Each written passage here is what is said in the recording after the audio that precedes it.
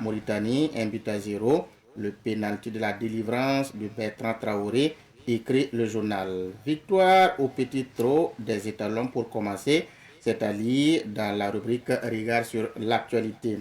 Les nôtres avaient plusieurs problèmes. Ambiance aux alentours de Rodoko, c'est-à-dire toujours dans l'Observateur Palga à la page 14.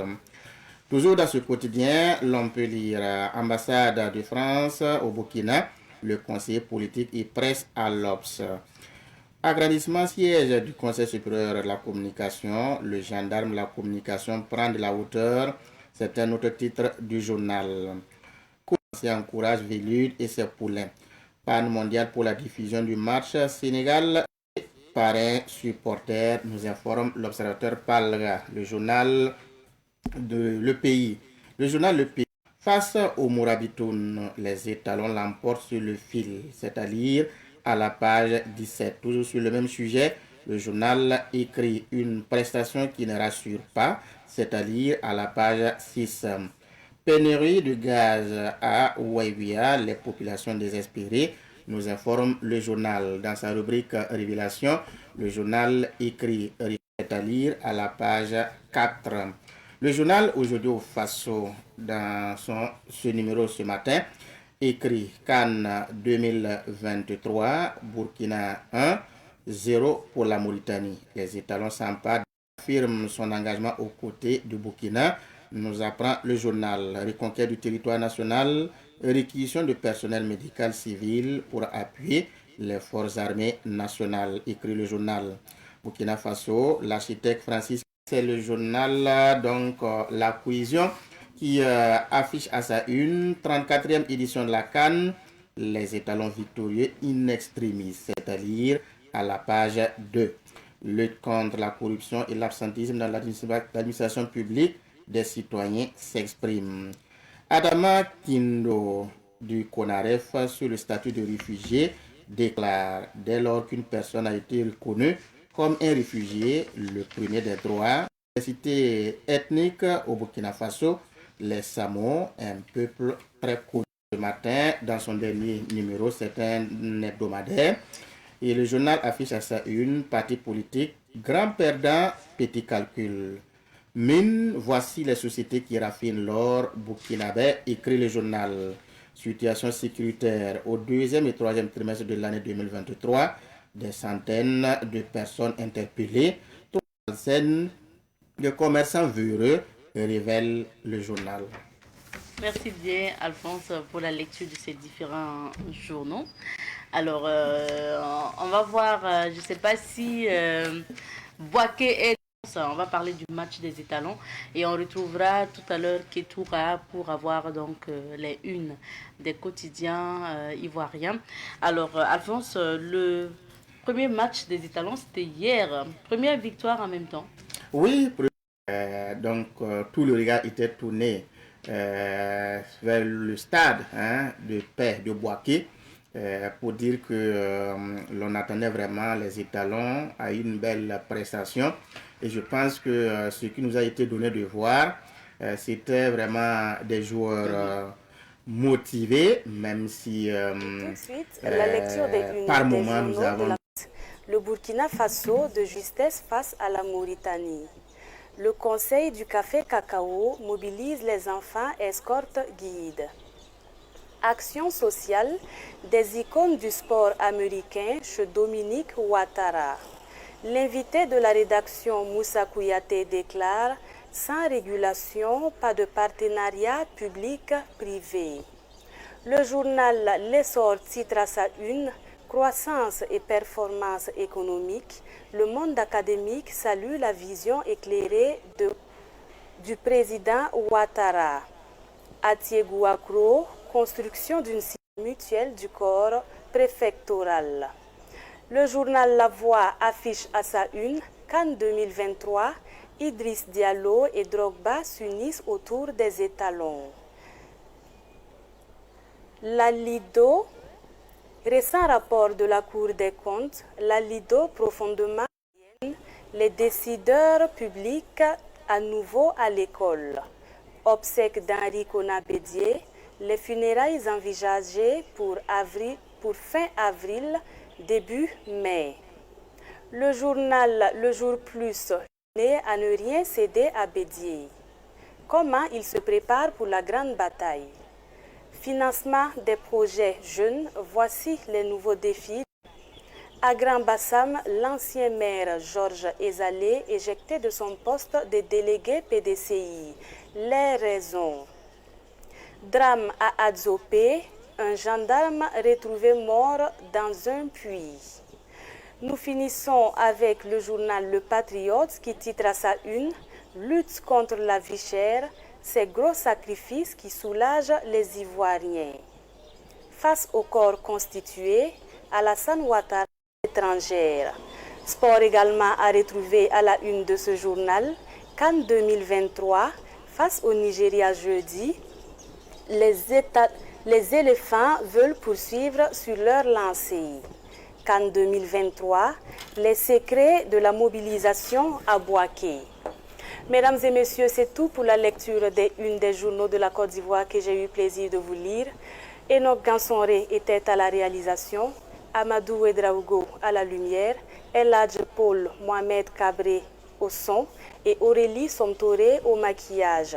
Depuis le studio de Savane TV à pour l'émission Côte d'Ivoire Ibe Pousgo avec Solange Sawadogo. Merci bien. Merci à toi Ketouka et merci à toute l'équipe du côté de Bouaké, l'équipe de Savane Média bien sûr, fortement représentée. On vous souhaite encore une très bonne mission. Donc à 9h pour l'émission spéciale bien sûr avec Solange. Comme on le disait, oui. Sinon nous étalons. Alors, je disais tantôt que c'était un match très attendu parce que les deux équipes se connaissent très bien. Et pour les étalons, pour avoir déjà donc battu, était non seulement très attendu, donc la victoire qui est appréciée, mais aussi elle a été donc une obligation pour les étalons de confirmer que donc c'est chose faite. Il s'est salué par l'ensemble des Burkinabés. Ce qu'il faut retenir, c'est que après donc le démarrage, nous avons constaté que les étalons ont essayé de tenir pendant les 15 minutes, les premières minutes, mais par la suite, on a essayé de lâcher. Donc l'adversaire a commencé à reprendre confiance et l'adversaire a commencé à malmener, il faut le dire, les étalons, au point que négocier un match nul. Donc on ne sentait plus vraiment la présence des étalons.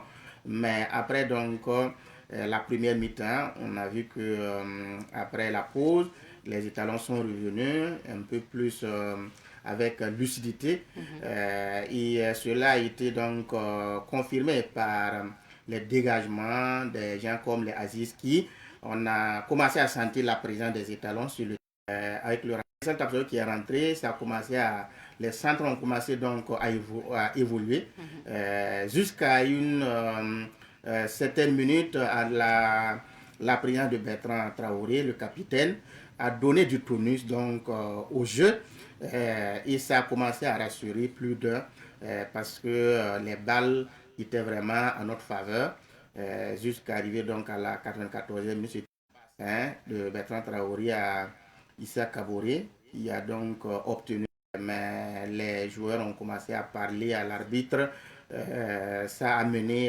ça a contré l'arbitre, voilà, à aller donc consulter au niveau de la VAR, ce qui a été confirmé. Cette pénalty-là a été donc concrétisé par Bertrand Traoré et ça a été la seule prouesse de cette rencontre. Comme l'a écrit un journal, une victoire in extremis. Parce que une minute, donc ou 2 minutes, c'était vraiment la fin de la rencontre. Ça, c'était, il fallait le faire. Il fallait le faire. Mais certains ne sont pas confiants, ils se disent c'est vraiment une victoire de justesse. C'est pas comme si les Italiens avaient fait vraiment des prouesses. Oui, parce que pour ceux qui suivent les matchs des Italiens et qui connaissent comment ils ont été dans le jeu, parce que ce n'était pas un jeu, non seulement il n'était pas beau, en plus de ça, on avait été confronté à ces difficultés-là. Vous le payez cash. Heureusement pour nous, l'équipe adverse a eu plusieurs tentatives, mais Hervé Kofi, le portier, a été vigilant parce qu'il a repoussé un ballon, une frappe flottante, et ça a failli nous coûter cher. Pour la deuxième période aussi, ce bal-là, ça pouvait être vraiment une concrétisation, ça pouvait vraiment nous coûter cher. Mais le portier aussi a été vigilant. En tout cas, hier, là, il faut féliciter Hervé. Kofi, souvent critiqué parce qu'il est distrait. Mais cette fois-ci, nous avons vu un Hervé Kofi très attentif, très vigilant, concentré. Et je pense qu'au niveau aussi de la défense, il n'y a pas eu, donc, se sont pas embrouillés. Et seulement, nous n'avons pas été agressifs au niveau de l'attaque. De la première entrée, après donc l'entrée de Bertrand Traoré, où nous avons commencé à sentir vraiment une évolution. Donc, dans l'ensemble, comme l'a dit l'entraîneur Hubert Villude, c'est notre première victoire lors d'une CAN, la phase finale. Donc, c'est pour dire que c'était une victoire importante et nous venons de rompre par là avec le signe indien parce qu'à chaque fois, c'est bien aussi souvent oui, c'est bien aussi souvent. Avec ceci. Mais ce qu'il a pu observer comme jeu, comme prestation, il y a des erreurs à corriger. Je pense que là, l'entraîneur a de la hauteur.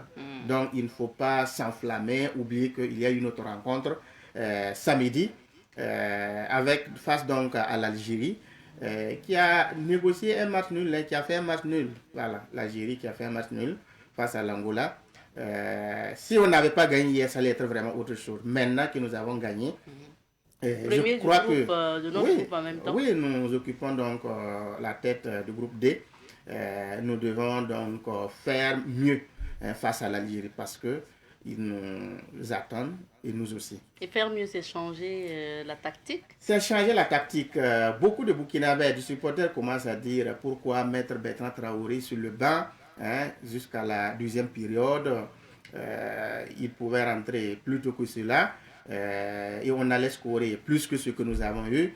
On allait peut-être avoir un 3-0, 2-0. C'est bien possible. Mais je pense que quand on a un coach, quand on a un groupe qui a été à un rassemblement pendant un bout de temps, ce qui est donné comme classement par le coach doit être respecté, même si les critiques sont bien fondées. Parce qu'en tant que supporter, quand on trouve que tel joueur devait être sur le terrain parce qu'il n'est pas là, qu'il s'afflotte, bien c'est bien normal qu'on apporte les critiques. Mais je pense que l'entraîneur saura quel classement, quelle tactique nous proposer pour le match de samedi face donc au Fennec d'Algérie. Merci bien. Merci Madame Nikiema. Bonne chance. Merci. Toujours aux étalons. Et moi je retiens ce que Edmond Tapsoba a dit hier. Il a dit que ce sont les supporters au niveau du stade qui les ont galvanisés, poussés jusqu'à la victoire parce qu'il a reconnu que vraiment ils ont été galvanisés. Donc je vous invite encore, que ce soit au Burkina, à Bouaké, donc continuez à soutenir les étalons parce qu'ils ont besoin de ça. Mobilisez-vous pour ceux qui sont sur place à Bouaké au niveau des stades quand ils vont jouer le samedi pour encore les pousser parce que quoi qu'on dise, quand vous jouez et puis on vous encourage, ça vous amène plus loin. Merci. Maintenant on va parcourir quelques vies d'affaires histoire de découvrir les couleurs. Nous recevons aujourd'hui sur ce plateau Monsieur Rognomah Charles Kafando. Il est le coordonnateur national de l'Association pour la prévention et la prise en charge de la surdité, en abrégé APPS. Bonjour Monsieur Kafando. Bonjour Madame. Bienvenue sur notre plateau. Merci. Vous êtes venu accompagné d'un conseiller de l'association. Il est par ailleurs gestionnaire de projet. Il s'agit de Monsieur Wenguida Jean-Luc Lagbema. Bonjour. Oui, bonjour madame. Merci à tous les deux d'être sur ce plateau. On va découvrir plus votre association et puis savoir ce que c'est que la surdité. Alors, monsieur le coordonnateur, monsieur Kafando, et comment la PPS est née et depuis quand d'ailleurs? Ok, merci pour la question. La PPS est née d'abord à partir d'un constat.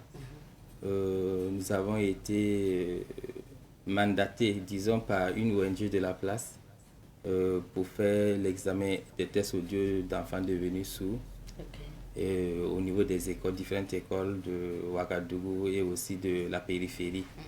Et à l'issue des examens que nous avons faits, nous avons constaté qu'il y a certaines maladies qui souvent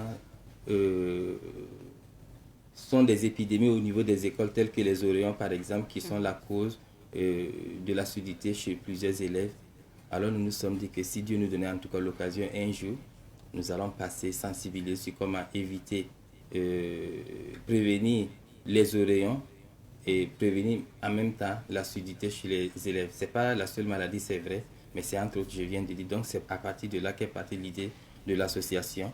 Et Depuis après, 2000, combien vous avez? oui, depuis 2019. 2019. Oui. Ok. Et il fallait attendre 2 ans plus tard pour voir la naissance de APPS. Voilà. Mais entre autres, hein, les objectifs que vous vous êtes fixés, c'est quoi? Les objectifs, c'est sensibiliser le maximum possible afin de prévenir la surdité au sein non seulement en milieu scolaire, mais aussi dans la communauté. Ça, c'est un. Deuxième objectif, c'est prendre en charge la surdité, les devenir sourds, qu'est-ce qu'il faut faire? Il faut les prendre en charge. Donc, notre deuxième objectif aussi, c'est ça. Et il faut aller encore plus loin. Troisième objectif, celui qui est sourd, disons que c'est toujours la prise en charge de la surdité. Il faut aussi promouvoir l'inclusion au niveau de l'école, au niveau des institutions, afin que quiconque part, quel que soit, s'il est sourd par exemple, qu'il puisse être compris partout dans les institutions où il va aller.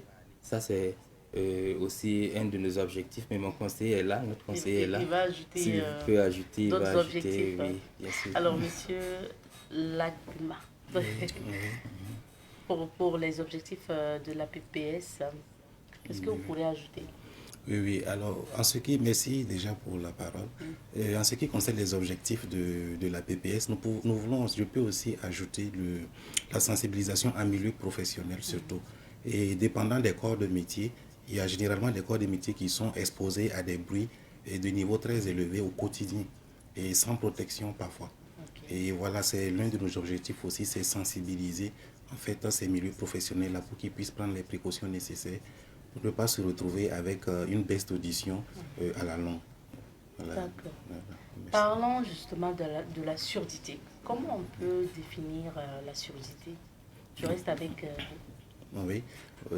Nous pouvons dire que la surdité, c'est une baisse partielle ou totale de l'audition. Partielle ou totale? Oui, partielle ou totale. Expliquez-nous. Oui, alors, quand nous parlons de baisse partielle, c'est lorsqu'il y a une diminution du niveau de l'audition. Voilà. Et parfois, la déficience là, peut être totale. Il y en a qui peuvent carrément perdre le sens de l'audition. Et là, on dit que la surdité est totale. Okay. Voilà. Ça veut dire qu'il y a des degrés de sourds. Absolument. Il y a des degrés de surdité. En fait. Et si vous voulez, je peux vous les citer tout de suite. Okay. Voilà. Quand nous quittons l'audition normale, on tombe sur la déficience légère. De la légère, on va à la moyenne. De la moyenne, on va à la déficience sévère. De la sévère, on va à la déficience profonde. Et après la profonde, on a la profonde. Ça veut dire que la personne n'entend même plus rien du tout. Ça, c'est le degré. Mais il y a type aussi de surdité, à savoir les surdités de conduction. Là, la personne peut entendre si vous criez fort, peut comprendre même si la personne ferme les yeux. Après ça, il y a ce qu'on appelle la surdité de perception. Là, la personne est obligée de lire sur vos lèvres pour comprendre, même si quel que soit le degré, lire sur les lèvres devient vraiment important pour cette personne. Okay. Et il y a aussi le type mixte qui regorge les deux en même temps. Ah oui. En fait, souvent, on a des gens comme ça dans nos familles. On dit la personne n'entend pas bien, donc il faut parler fort. Ça, c'est quel degré de surdité? Ou bien on ne peut pas déterminer comme ça? Tant qu'on ne fait pas le test audio, on ne peut pas déterminer. Okay. Donc, nous conseillons à tous ceux qui ont des gens à la maison qui n'entendent pas bien de prendre la tâche avec nous pour un examen plus poussé, pour situer et voir qu'est-ce qu'on peut faire pour prendre en charge cette personne. D'accord. Voilà. Est-ce qu'on peut entendre d'un seul oreille et pas de l'autre? Absolument. Parce que souvent j'entends aussi des gens dire si vous parlez dans son oreille droite, la personne entend mieux. C'est possible? C'est possible. Oui, c'est possible. Okay. Parlons maintenant de détecter. Vous avez dit qu'il faut faire le test pour détecter. Déjà, quels sont les signes ou les signaux qui peuvent nous montrer que notre enfant, moi je prends le cas de l'enfant, a des difficultés pour entendre? Ok. D'abord, souvent il faut crier fort, plus fort que la normale pour qu'un enfant réagisse, ça doit nous alerter. Dès quel âge, Bon, bon, même depuis bébé, il y a des trucs Ah. qu'on peut faire pour savoir si l'enfant, par exemple, tu tapes quelque chose, il y a du bruit, l'enfant ne fait pas attention, mais quand tu touches à l'enfant, l'enfant il réagit d'une manière bizarre. On peut déjà soupçonner quelque chose, une déficience auditive à ce niveau. Voilà, mais je veux dire de manière générale, lorsqu'il faut parler fort pour que quelqu'un entende, on peut déjà soupçonner un semblant de surdité. D'accord. C'est pas tout. Ceux aussi qui aiment parler fort, très très fort, souvent quelque part l'oreille demande que on élève plus pour pouvoir entendre sa propre voix. Il ne sait pas, mais en fait ça peut être dû à cette déficience qui fait que la personne élève trop la voix pour pouvoir entendre sa propre voix. Et il y a aussi ceux qui savent qu'ils sont sourds et qui diminuent de manière exagérer leur truc pour pouvoir voiler et cacher cela vis-à-vis des autres. Tout ça, c'est des techniques que nous avons pour soupçonner, mais c'est toujours soupçonner. Mais ce n'est qu'après un test qu'on peut confirmer que la personne n'entend pas bien ou entend bien. D'accord. Donc, vous voulez ajouter? Oui, je voulais ajouter quelque chose. Et par rapport à ce que monsieur le coordonnateur vient de dire, et ça attire un peu aussi l'attention sur l'importance d'une sensibilisation, surtout au niveau des enfants. Et parfois, il peut y avoir une baisse légère de l'audition, mais l'enfant peut ne pas réagir. Oui. Et parfois, c'est quand ça commence à devenir un peu grave que l'enfant comprend qu'il y a un problème, ou même les parents. Les parents, même les parents, en fait, Voilà. parce que quand il est enfant, on se dit, bon, on dirait que lui, là, il n'entend pas bien. Mais ça s'arrête là. Est-ce on cherche à aller faire un test? Je ne pense pas. C'est ça. La plupart, C'est ça. ça reste là. Il faut juste crier pour que l'enfant entende. L'enfant entend. Ah, Voilà pourquoi c'est, voilà. excusez-moi, Allez-y. voilà pourquoi c'est important vraiment de sensibiliser aussi les enfants pour qu'ils Ok. aient ce réflexe-là dès qu'il y a quelque chose qui ne va pas, dès qu'il y a un petit problème, une baisse d'audition, même des acouphènes, Les alerter, acouphènes, c'est quoi? alerter rapidement les parents. Les Ok. acouphènes, c'est quand l'oreille produit du bruit elle-même, qu'on appelle les acouphènes. Ok. Et voilà, et ça, c'est quand ça commence comme ça, il faut aller vite en oreille le voir. Et généralement, on prescrit un appareillage pour pouvoir arrêter ça. D'accord. Voilà. Ok. J'apprends sur Ok, ce ok. plateau. Alors, Monsieur Kafando, moi je prends le cas, par exemple, des enfants à bas âge, justement, qui ne savent pas que ils n'entendent pas bien, même les parents. Vous avez donné des techniques comme ça pour détecter. Maintenant, lorsqu'on détecte que son enfant, enfin, on a des soupçons, Ok. qu'est-ce qu'il faut faire? Des soupçons que l'enfant n'entend pas bien. Je dirais même, bon, lorsqu'on a des soupçons, il faut nous joindre. D'accord. Le problème, c'est qu'il n'y a pas beaucoup de techniciens en audiologie au Burkina Faso. Ça veut dire que les points aussi de choses sont vraiment limités. Mais Dieu soit loué, si vous avez la chance d'avoir l'adresse de quelqu'un qui pratique cela. Mais serait-ce que juste pour tester, voir. Ok. Même si vous n'avez pas de soupçons, on doit toujours saisir l'occasion de voir est-ce qu'il y a quelque chose que... Bon, donc, voilà, donc c'est... Vous pratiquez en fait les tests comment? D'accord. Si par exemple nous partons au niveau des écoles, nous faisons la l'acumétrie vocale. Bon, ça c'est dû au fait qu'on n'a pas assez de matériel présentement. Et ça La c'est quoi? l'acumétrie vocale, c'est parler bas à une certaine distance de l'enfant. On essaie de faire oreille par oreille. Et quand à un certain degré de la parole, on voit que l'enfant n'entend pas, ça veut dire qu'on va le référer au niveau central. Et là, maintenant, nous faisons un test audiométrique. Ok. Et Avec des appareils? avec un appareil qu'on appelle audiomètre. Ok. Et nous obtenons une courbe qu'on appelle audiogramme. Et ça nous renseigne exactement la déficience de l'enfant. Voilà. Ok, oui. Moi j'ai une idée reçue comme ça, hein, souvent des mamans là, qui disent que quand vous accouchez et que vous vous couchez pour allaiter votre bébé, l'enfant risque d'être sourd. Il faut... Ça, je vais essayer de dire, c'est vraiment un domaine, je sais que les médecins en oreille pourront mieux vous répondre, c'est vrai, mais je sais que le fait de se coucher, allaiter l'enfant, bon, moi j'ai eu l'expérience avec ma femme qui avait un bébé, quand on lui donne, après c'est les otites, ça fait mal à l'oreille, ça coule, jusqu'à quand on a cessé de faire, c'est là on a compris que ça guérit aussi. Donc là peut-être qu'un spécialiste pourra, dans ce domaine, pourra mieux expliquer cela. Certainement, les oreilles vont nous expliquer pourquoi est-ce que ça s'est passé. Moi, je suis audiologiste, donc c'est pas mon domaine aussi. Voilà. Mais vous avez fait l'expérience, votre propre expérience. Oui, j'ai compris. D'accord. Moi, j'ai hâte d'avoir une réponse claire à cette question-là. On verra les prochaines fois pour inviter donc, ces médecins-là. Pour parler justement des causes, qu'est-ce qui peut provoquer en fait la surdité chez un être humain? Monsieur le conseiller, vous pouvez commencer en termes de causes? Oui, bon. En termes de causes, je vais donner quelques éléments. Voilà, mais je pense que monsieur le coordonnateur est plus habilité à répondre à cette question. Mais je pense qu'au nombre des causes, on peut déjà citer l'exposition prolongée à un niveau sonore très élevé. Par exemple, l'utilisation des écouteurs, voilà, ça peut poser, et avec un volume très élevé, ça peut poser à la longue un problème d'audition. Aussi, lorsqu'on fréquente aussi des milieux où le niveau de son est très élevé, ça peut aussi causer des problèmes d'audition. Et comme l'a dit le coordonnateur tout de suite, il y a aussi des maladies comme l'otite, qui si ce n'est pas pris en charge, ça peut causer une baisse d'audition, surtout les oreillons, les otites, les oreillons. Voilà, et aussi même le palu. Je pense que même un palu vraiment qui n'est pas bien pris en charge, ça peut causer des problèmes d'audition. Voilà. Oui. Pour rajouter. Et il a pratiquement dit pas mal de choses. Et aussi nous allons ajouter le traumatisme, barotraumatisme qui est, par exemple, vous giflez quelqu'un, vous voyez que c'est l'orifice qui est là, c'est le tympan qui est fragile, qui bloque l'orifice. Quand vous giflez, par exemple, que ça passe sur l'oreille, la pression de l'air va partir ou ça peut déchirer le tympan et là ça peut engendrer une baisse d'audition, ou ça peut ne pas déchirer le tympan mais ça amène un choc au niveau des trois petits os, ce qu'on appelle les osselets, le marteau, l'enclume, le trier. Avec ce choc, ça peut aussi entraîner vraiment une dislocation, une baisse de l'audition.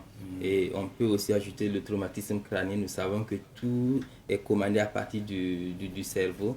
Et lorsque vous recevez un coup avec un objet dur ou bien lors d'un accident, vous n'avez pas porté votre casque par exemple, et que le choc se porte sur la partie réservée à l'audition, vous pouvez subitement aussi perdre votre audition. Donc il a déjà dit les maladies, il y a pas mal de maladies, mais même avant même la naissance de l'enfant, et le comportement de la mère peut amener l'enfant qui va sortir. Ah oui? Bien sûr, bien sûr. Ça peut être quoi comme comportement? Par exemple, une mère qui s'alimente avec un régime pauvre en iode peut engendrer un enfant qui n'entend pas bien. Et ça peut aussi être un enfant qui naît un peu bizarre. Mais comme nous parlons de l'audition, nous restons au niveau de l'audition. Donc l'alimentation peut jouer un rôle. Et aussi, voilà pourquoi on conseille que la femme enceinte doit suivre vraiment ce que les médecins lui disent de faire. Parce que lors de l'accouchement, s'il y a une certaine difficulté aussi qui est là, ça peut être dangereux aussi pour l'enfant du point de vue audition. Ou bien un enfant qui naît, qui ne pleure pas, qui ne crie pas sur place. Vous savez que le cerveau a besoin d'être oxygéné dès que l'enfant vient. Et l'enfant qui reste longtemps sans crier peut avoir beaucoup de dommages au niveau du cerveau et ça peut aussi toucher l'audition. Merci beaucoup. En tout cas, on apprend à travers cette émission. Et on a eu quelques exemples. Donc, faites attention à vous. Pour ceux qui restent dans les maquis tout le temps avec le bruit, il faut faire attention. Et c'est l'occasion aussi donc d'avertir ou en tout cas de signaler pour ceux qui ont l'habitude de taper leur enfant, de gifler en fait. Bon, taper le dos, je sais pas, taper les pieds si vous voulez, mais vraiment, on ne conseille même pas de taper, mais en tout cas, si ça vous prend, évitez l'oreille parce que comme le médecin l'a dit, vous risquez de... Utiliser un fouet, par exemple, pour ne pas avoir l'air de méchant, mais le fouet, par exemple, ça fait mal, mais ça n'apporte pas trop de dommages comme ça. Bien que de gifler avec la main pour aller briser les tympans de votre enfant. Ça sera, vous n'allez même pas vous pardonner ça, je pense. Alors... si on devrait faire l'état des lieux au Burkina, est-ce qu'il y a un grand nombre de personnes qui souffrent de surdité? Ce que nous on rencontre pas mal de personnes à travers les activités que nous faisons. Mais peut-être je vais voir si mon conseil a quelque chose à ce niveau à donner. Ok. En ce qui concerne l'état des lieux de la surdité au Burkina Faso, il faut dire qu'il n'y a pas d'étude, il n'y a pas une étude vraiment précise qui a été faite voilà, sur la question. Mais selon les chiffres que nous savons qu'au nombre des handicapés et que nous dénombrons au Burkina Faso, 18% sont atteints de déficience auditive. 18%. Alors, lors de nos activités, lorsque nous partons sur le terrain, nous remarquons aussi que 2% de ce que nous croisons au niveau des élèves sont atteints de déficience auditive. Mais lorsque nous sommes partis dans la communauté, nous avons remarqué qu'il y a cette proportion un peu plus élevée, de l'ordre de 10%. Après, oui, allez-y. Mais rappelons que ces 2%, ces 10%, généralement, quand nous partons, c'est ceux qui ont déjà un problème. Souvent, c'est eux qui s'inscrivent pour le dépistage volontaire. Voilà pourquoi il a bien dit qu'il n'y a pas d'étude qui est faite d'abord. Donc, on espère qu'un jour, cette étude sera menée par... Voilà. Et nous allons avoir des pourcentages clairs là-dessus. Monsieur le conseiller a parlé de la communauté. J'allais dire que justement au sein de la communauté, beaucoup vivent avec ça. Mais on se dit, c'est comme ça. Et je pense même pas qu'il y a des gens qui cherchent à traiter ou à se faire dépister. Hein. Ils vivent avec ça comme ça. Et pour vous adresser à la personne, il faut juste crier. Et voilà. je et pense d'autres ne savent même plus où aller. c'est ça aussi. En réalité, c'est ça. Ils se demandent si on peut traiter. Voilà. Donc, d'où ma prochaine question. Ok. Alors, comment on traite donc, cette surdité? Ok. Comment on prend en charge la On prend en surdité? charge la personne. Voilà. D'accord. Donc, lorsqu'on détecte la surdité, on fait les examens, c'est établi, voici l'audiogramme, la personne est sourde. On peut proposer un appareillage. Okay. L'appareil consiste à... Ce sont des protèges auditives en fait. Et appareil, ça consiste à programmer. C'est à l'ordinateur qui est mieux, puisqu'il y a ce qu'on appelle analogique, il y a ce qu'on appelle numérique, mais c'est le numérique que nous conseillons surtout aux déficients auditifs. Et donc, il faut programmer et puis faire porter. Et avec ça, la personne entendra mieux. Mais ça ne peut jamais remplacer l'oreille naturelle que Dieu nous a donnée. Mais ça entendra vraiment mieux. Voilà, et ça dépend aussi des types de surdité. Quand c'est une surdité de conduction, la personne entend parfaitement comme auparavant parce que c'est juste le son qu'on a amplifié. Mais quand c'est une surdité de perception, là, le son va rentrer, mais les trucs qui sont à l'intérieur, les cils, pour prendre tous les éléments envoyés au cerveau pour être interprétés réellement là, eux tous, certainement, ils ne sont plus là. Donc la personne va entendre mieux, mais pas totalement comme auparavant. À moins qu'il ne complète avec une lecture labiale. Voilà pourquoi c'est toujours mieux de prévenir, voilà, que de laisser ça rentrer avant de voir ce qu'on peut faire pour chosiner. Okay. Voilà. Alors, c'est vrai qu'on a parlé des solutions du traitement et tout, mais vous qui êtes sur le terrain, quelles sont les difficultés, surtout que ces personnes-là rencontrent, que ce soit les enfants, les élèves, les adultes? Monsieur Cabrano, vous allez commencer, monsieur. Oui, les difficultés, vous voulez dire ceux qui sont les déficients auditifs qu'on détecte sur le terrain. C'est le problème de moyens pour avoir l'appareil pour porter, parce que ça coûte cher. Ça, c'est un des problèmes. Et aussi, quand une personne est atteinte, ça dépend bien sûr des degrés, mais une fois que le degré est vraiment avancé, ça devient un poids aussi pour la famille parce que l'éducation en ce moment coûte plus cher. Et c'est pas dans n'importe quelle école on va envoyer l'enfant. Et même si l'enfant est là, souvent c'est un peu compliqué de comprendre. Je ne sais pas si je réponds à votre question, mais comme le conseiller est là... Monsieur le conseiller, pour ajouter, quelles sont les difficultés que ces personnes rencontrent sur le terrain? Oui, alors je pense que monsieur le coordonnateur a cité beaucoup de difficultés, mais on peut aussi ajouter le fait que ceux qui sont atteints de déficience auditive souvent sont repliés sur eux-mêmes et sur le plan socio-affectif. Souvent, ils ne sont pas très épanouis. Voilà, pour ajouter à la question de coût, il y a aussi le repli socio-affectif sur soi-même, qui est un problème aussi. Voilà, que nous pouvons citer comme difficulté. Et par rapport aussi au degré de la déficience, par exemple, lorsque le tympan est perforé, par exemple, ça nécessite vraiment une intervention qui est vraiment très, très coûteuse. Voilà, et pour ça aussi, ça cause toujours le problème de moyens. En fait. D'accord. Voilà. C'est vrai que le constat qu'on fait aussi souvent, il y a certaines personnes à la maison qui ont des problèmes avec d'oreilles. Peut-être qu'il y a de l'eau qui coule, peut-être que ça fait mal régulièrement. C'est le lieu vraiment de conseiller. Il y a des gens qui soit mettent des cotons, soit mettent un morceau de foulard ou mettent même du parfum dans l'oreille. Qu'est-ce que vous dites de ça? Ok, je pense que je vais répondre à ça. Voilà, ce qui est conseillé, ne mettez jamais même coton-tige dans vos oreilles. Parce que le cérumen que les gens qualifient de saleté, en fait, c'est un antibiotique naturel que Dieu a donné à l'oreille pour protéger l'oreille contre les insectes, contre les microbes qui sont là. Alors, si vous mettez à nettoyer, il n'est pas étonnant de voir après qu'on dise que mon oreille gratte, ainsi de suite. Pour ceux qui ont les oreilles qui coulent, allez-y vite en ORL et ne pas laisser vraiment que plus de dommages entrent dans vos oreilles, entre guillemets, quoi.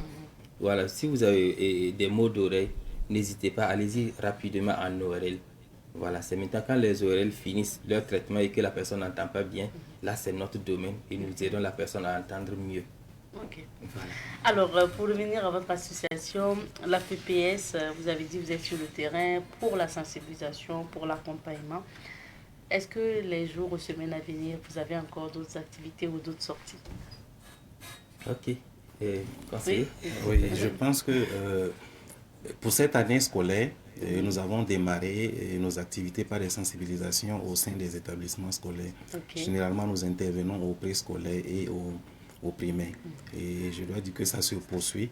Alors pour les jours à venir, nous comptons poursuivre les activités en allant dans d'autres régions. Voilà, pour poursuivre nos activités. Et l'un aussi de nos objectifs, c'est d'aller dans la communauté et surtout dans les milieux professionnels. Voilà, et pour le moment, nous avons commencé récemment à aller vers la communauté. Les activités sont beaucoup plus ponctuelles, mais nous comptons vraiment intensifier pour que ça soit plus continuel en allant vers les corps de métier vraiment qui sont exposés pour des sensibilisations, aussi pour des tests de dépistage. Les corps de métier qui sont exposés, c'est qui par exemple? Bon, les corps de métier, par exemple, on peut citer par exemple le soudeur, par exemple, avec sa meuleuse, voilà, que ça fait beaucoup de bruit, voilà. Bon, il y en a qui ont le réflexe de se protéger, mais il y en a aussi qui n'ont pas ce réflexe. Voilà, bon, c'est des corps qui ont besoin d'être sensibilisés. Et je pense que même nos FDS, voilà, oui, avec les armes, voilà, et souvent il y a des précautions à prendre. Bon, je pense que voilà, tous ces corps peuvent être vraiment touchés par nos sensibilisations. Bien sûr. Merci. Nous tendons vers la fin de notre entretien. Quels seraient vos derniers conseils à l'endroit des populations pour mieux se protéger et mieux entendre? Je commence par le coordonnateur et le conseiller fini. D'accord. Alors, ce que je vais conseiller à ceux qui nous écoutent, c'est d'écouter les sensibilisations que nous faisons. Quand nous allons venir dans la communauté, qu'ils reçoivent bien ce que nous allons dire, c'est d'accepter le dépistage volontaire et aussi de nous aider à travers leur prière, à travers tout ce qu'ils peuvent, parce que nous avons l'ambition, mais on n'a pas les moyens. Mais en tout cas, le peu que nous avons, nous nous investissons avec ça pour endiguer, pour prévenir la surdité. Donc, c'est un peu ce que j'ai à leur dire. D'accord. Voilà, et en attendant que monsieur le conseiller... Monsieur l'adviseur, pour ajouter. Voilà, pour ajouter, je vais dire que concernant la surdité, il faut dire que la perte de l'audition, c'est un peu radical. Il faut dire que quand ça part, voilà, d'une certaine manière, entre guillemets, c'est parti. Oui. Vraiment, ce que j'aimerais dire, c'est de vraiment prendre les bonnes habitudes, vraiment écouter les sensibilisations, avoir les bonnes pratiques, les bons gestes, vraiment pour préserver son œil parce que c'est important. Oui. Et j'aimerais aussi lancer un appel vraiment, comme le coordonnateur l'a dit, à toute bonne volonté, voilà, qui peut nous accompagner vraiment dans ce combat, vraiment pour que nous puissions encore aller davantage, ratisser l'âge vraiment et intensifier notre lutte pour la baisse de la surdité. Bien sûr, merci, on vous le souhaite. Et les contacts, pour ceux qui voudraient entrer en contact avec vous pour l'accompagnement, comme vous le dites. Ok. Ils peuvent appeler au 70 13 52 75, qui a même temps un numéro WhatsApp. Rappelez. 70 13 52 75. D'accord. Il y a aussi 76 33 87 82. Et je pense que M. Lagbema aussi va donner des numéros. Le 68 31 14 78. D'accord. Est-ce qu'il y a le siège de l'association à Ouaga ou... Oui, c'est à Bonneuville, non loin du rond-point de la transition. D'accord, voilà. Donc, merci beaucoup. Merci d'être passé et puis merci de nous avoir éclairés. Merci à vous. Restez avec nous. Je rappelle que nous recevions sur ce plateau l'Association pour la prévention et la prise en charge de la surdité. Avec nos invités, on a parlé justement donc de la surdité et puis de leur intervention sur le terrain. On s'arrête ici pour l'entretien d'aujourd'hui. On entend souvent parler de la notion d'apatridie. Oui, Olivier est là aujourd'hui pour nous expliquer cette notion. Olivier Kaboré de Juristes sans frontières. Bonjour. Bonjour Abzeta et bonjour aux téléspectateurs. Merci à toi d'être là. Alors, Olivier, apatride ou apatridie. Qui est apatride? Parce que apatride ou apatridie c'est le nom. Donc, qui est-ce qu'on peut qualifier d'apatride? Alors, ce que je peux dire tout simplement, c'est que le phénomène d'apatridie là, est un phénomène qui impacte négativement le droit et même l'identité des personnes qui sont dans cette situation d'apatridie là. Et l'article 1er de la Convention de New York du 28 septembre 1954 définit l'apatride comme étant une personne qu'aucun État ne reconnaît comme son ressortissant par application de sa législation. De façon simple, ça veut dire qu'une personne apatride est une personne qui n'a pas de nationalité. C'est une personne qui ne bénéficie de la protection d'aucun État. C'est une personne à la limite qui n'existe pas. Par exemple, vous et moi, on peut se prévaloir du fait qu'on est de nationalité burkinabé, qu'on est des Burkinabés, on peut le dire et on peut le prouver. Mais l'apatride, de façon générale, ne peut pas se prévaloir de cet état de fait et ne peut pas le prouver parce qu'il n'a en principe aucun document qui puisse le rattacher à un État ou à une nationalité. Ok, voilà qui est clair. Mais quelles peuvent être les causes de l'apatridie? Une panoplie de raisons peuvent être indexées comme cause de l'apatridie. Mais bon, je vais tenter de donner un certain nombre. Okay. En principe, on acquiert la nationalité avec la naissance. C'est ce qu'on appelle le droit de sol. Si on est né sur un territoire donné, l'état de ce territoire-là, si cet état-là applique le droit du sol, vous pouvez automatiquement avoir la nationalité. Il y a ce qu'on appelle aussi le droit du sang. Ça veut dire que si vos parents ont la nationalité de tel pays, en principe, vous devez bénéficier de la nationalité de vos parents. Mais souvent, il arrive qu'il y a conflit de loi, que la législation sur le droit de la nationalité de certains États ne permettent pas que certaines personnes puissent avoir la nationalité. Aussi, il y a des gens qui naissent apatrides parce que leurs parents étaient apatrides. Leurs parents n'ont pas pu justifier ou n'ont pas pu se mettre en règle vis-à-vis de leur situation d'apatridie. Ils n'ont pas de nationalité. Donc les enfants plutôt, par suite logique, naissent aussi apatrides. Et un autre cas, c'est le cas du non-enregistrement des naissances. Et ça, c'est un peu le cas qui gangrène, par exemple, notre situation au Burkina, notre contexte même au Burkina. Beaucoup de personnes viennent au monde sans avoir la chance d'être déclarées. Et quand on ne déclare pas les naissances, c'est difficile pour ces enfants après de se prévaloir d'une nationalité. Parce que pour se prévaloir d'une nationalité, ça commence déjà par l'acte de naissance. Okay. Et cette situation est due à plusieurs facteurs. Souvent, il y a ce qu'on appelle les défaillances administratives. Ça veut dire que les centres d'état civil ne se trouvent pas dans tous les endroits où on doit les retrouver. Et en ce moment, c'est difficile de faire les déclarations de naissance. Et parfois aussi, c'est dû à l'ignorance même des parents. Parfois, on met son enfant au monde Et on oublie ou on ne sait même pas qu'on doit déclarer, surtout quand la naissance est arrivée dans un hameau de culture, si je peux le dire, c'est-à-dire dans une zone où il n'y a pas de structure sanitaire. Souvent, on oublie de déclarer La naissance de Et l'enfant. à Est-ce ce que moment, parce qu'on n'a pas déclaré la naissance de l'enfant n'appartient pas à l'État où il est né? Pas forcément. Ok. Parce que si on ne déclare pas votre naissance, et vous allez faire comme après pour justifier que vous êtes de né nationalité. Ok. au Burkina plutôt, et que vous êtes de nationalité burkinabé. C'est difficile. Et comme autre cas comme autre cas qui est peut-être une cause d'apatridie, on a les déchéances de nationalité. Beaucoup de personnes ont la nationalité, mais pour un certain nombre de faits peuvent être déchus de leur nationalité. Et en ce moment, ces personnes-là peuvent devenir apatrides. Et certaines personnes même décident de repudier leur nationalité. Il y a des pays, par exemple, où, si vous voulez demander leur nationalité, ils vous demandent de repudier votre nationalité d'origine.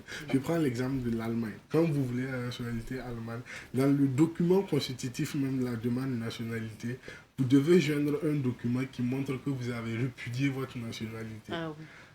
Mais si vous repudiez votre nationalité et que l'Allemagne refuse, malgré tout ça, de vous donner leur nationalité, ça devient compliqué. Vous n'avez plus votre nationalité d'origine, vous n'avez pas eu la nationalité que vous prétendez aussi.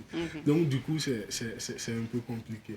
Et souvent, comme je l'ai dit plus tôt, il y a certaines personnes qui n'ont même pas la faculté de justifier leur appartenance à un État. Voilà. Souvent, c'est dû aux différentes crises, crises sécuritaires qui fait de telle sorte que les gens, pour échapper à certains problèmes ou à certaines attaques, fuient précipitamment et ne prennent aucun document. Pour ces personnes-là, souvent, c'est difficile de prouver qu'ils sont de telle nationalité parce qu'ils n'ont aucun document qui le prouve. Oui. Voilà. Alors, parlons maintenant des conséquences. Quelles sont les conséquences qui peuvent découler d'une situation d'apatridie? Alors, les conséquences sont nombreuses, on peut le dire, et très désastreuses parce que une personne apatride, par exemple, moi, je peux dire que je suis burkinabé. Vous aussi, vous pouvez dire que vous êtes burkinabé. Et en raison de cette nationalité-là, l'État burkinabé nous protège et nous donne un certain nombre de droits. Mais les apatrides n'ont pas ça. Par exemple, l'apatride n'a pas le droit de se marier parce que pour se marier, on va vous demander un certain nombre d'éléments relatifs plutôt à votre nationalité que vous n'allez pas pouvoir démontrer. L'apatride ne pourra pas aller à l'école parce que pour aller à l'école, il faut minimum un extrait d'acte de naissance. Vu que lui n'a même pas un document qui prouve son appartenance à un État, c'est difficile en fait. L'apatride ne pourra pas travailler de façon légale parce que là aussi, il faut des documents. Donc, il y a un certain nombre de droits auxquels l'apatride n'aura pas accès. Même aller en justice, ça sera difficile parce que aucun document ne présente sa situation et c'est difficile d'ester en justice.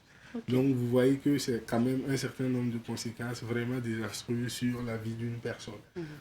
Est-ce que par exemple le mariage peut permettre à l'apatride, à cette personne-là qui n'appartient à aucun État ou qui n'a pas de nationalité, d'avoir une nationalité, par exemple au Burkina Faso?